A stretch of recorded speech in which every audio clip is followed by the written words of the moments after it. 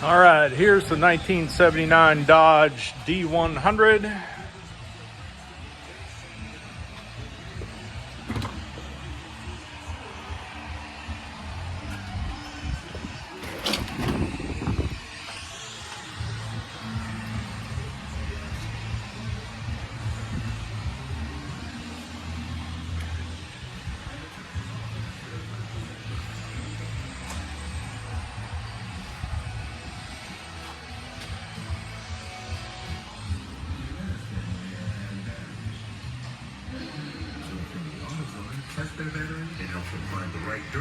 And the full 40 motor. On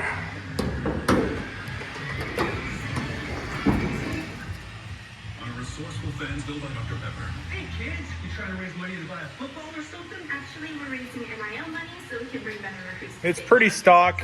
It has, I forget what they're called. Muscle car cam, whatever.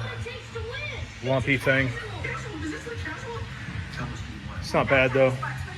I don't imagine it puts out more than 400 horsepower at the most. 727 automatic. We'll get her cranked up.